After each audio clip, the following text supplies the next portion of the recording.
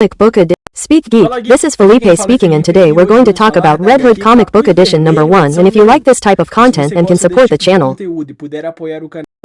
by subscribing and liking the video, know that it will help a lot with this work. To have early access to the week's choices and compete for comics, you can become a geek member of the channel. In front of a screen, death turns into digital spectacle. A police officer is executed in cold blood, and the killer, looking grim, greeting the tower, sends its regards. Then the crash breaks the silence, covered in wounds, and Jason stares at the illuminated screen, replaying the same videos in Police Lupin's executed poison message. The tower sends its regards, and then just the silence of death. Whenever a site goes down, another one emerges, spreading terror like an uncontrollable virus. All those involved, killers and victims, have a connection to the New Angelique police. There by chance, he is there to find someone. The night in New Angelique is suffocating. Invisible weight. Jason walks the streets, wearing his red hood, a dark figure amid city. The air is thick, charged, reminiscent of a distant war and urban apocalypse setting. It steps echo to an old church lost in dampness and abandonment, a forgotten temple. Secrets, broken stained glass, and heavy shadows. The Red Hood prepares itself in the dark corridors. Abandoned church. Jason finds Royale, a masked figure moving with the grace of a ghost. Between sharp taunts, he asks for the records of police officers killed in the tower bombings. Reports any detail that reveals a Royale, knowing the bureaucratic labyrinths of the city, promises the files. Next, the promise sounds like a dangerous pact sealed in darkness. Jason remembers the first time he Royale years ago while hunting down arms dealers, sending destruction out of the country. Since then he has learned to trust it. From the masked man, someone who knows every shadow and every face of the city. He may not be trustworthy in the eyes of no one. Jason needs to believe he can trust him. The Oracle could help, but they are not speaking. Since the last events in Gotham, upon returning to his room, Jason is surprised by the Huntress sat unexpectedly, naturally, as if she already owned the place, playing cops and robbers, and thought he'd like some company. So Jason retorts, and which one, cop or robber? The Huntress hadn't been sent by anyone. She came of her own by those responsible for the Helena Tower murders. She provokes, analyzing Jason's scar of pain, but he responds with bitter irony, hiding memories of confrontations that them hangs the shadow of Gotham, and the ghost of Batman echoes in his mind, asking him not to follow. Jason, however, hardens his voice. He doesn't want help, he doesn't want company. The Huntress is worried as he tries to push her away, hiding his exhaustion behind a mask of coldness. In the shower, the water runs down.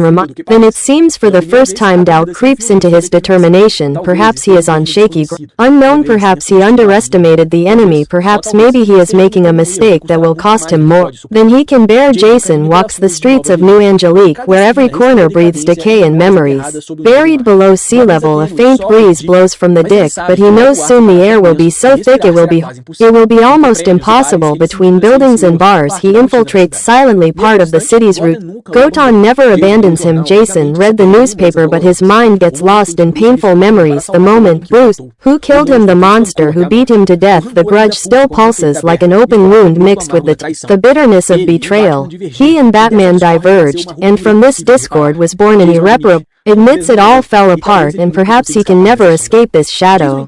Jason stares into the mirror as if gazing at a ghost. The weight of the past reflects. He went to forget, to drown the pain in another war. Perhaps deep down he was looking for someone strong enough to end his torment once and for all. The mask watches him from the edge of the sink, reminding him that there is no briefcase of weapons. He complains, damn it, and he leaves through the window. At midnight, Jason returns to the church, seeking promised answers. The silent facade hides a deadly ambush. A shot echoes. He creeps through the broken pews, shrapnel flying like blades through the air.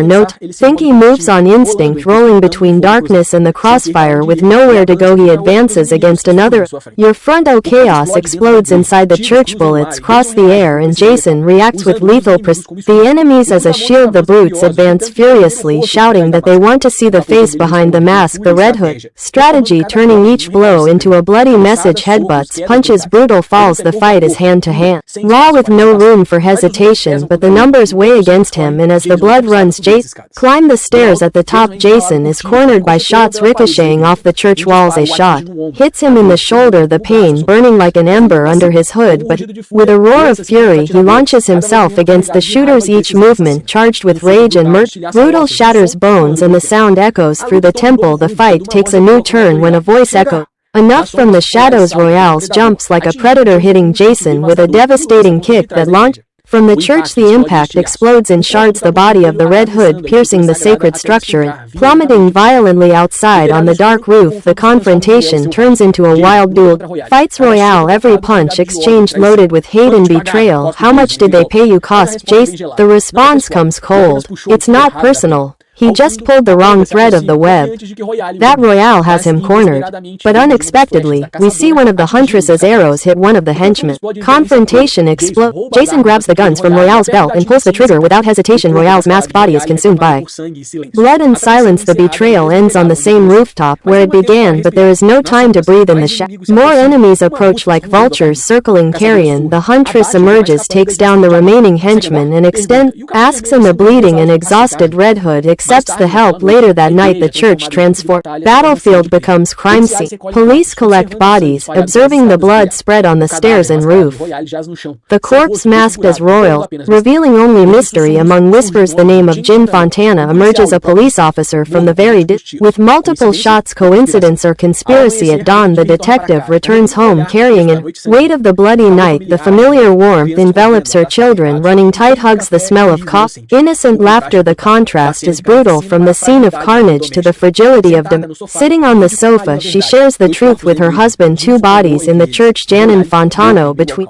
the middle of the chaos, the tension of the city invades the home, and the painful decision can no longer take the children far away to grandma's until the storm passes. At least the weight of the choice is etched on her face, fear, exhaustion, and a duty that never lets her rest. Dennis hesitates but gives in, promising to protect the children. The silence between them says it. To keep the family alive, the silence of the kitchen is broken only by the clinking of cups and the weight of a mind that doesn't rest, of scattered toys and childish voices echoing in the now empty house. The phone vibrates. It's Pearson that arrives like a punch. A new emergency, more blood, more secrets hidden beneath the city's surface. She coat hurried and her expression hardened by duty. In the dead of night, the phone vibrates again, but this time it's an unknown. Tired, she answers, believing it's Pearson, only to hear a cold and familiar voice. I know where are. The world seems to stop when the name comes up. The tower, the hidden enemy, manipulator of death, speaks directly. With her announcing that there is no way to fight, suddenly a piercing pain hits her and something impossible is revealed.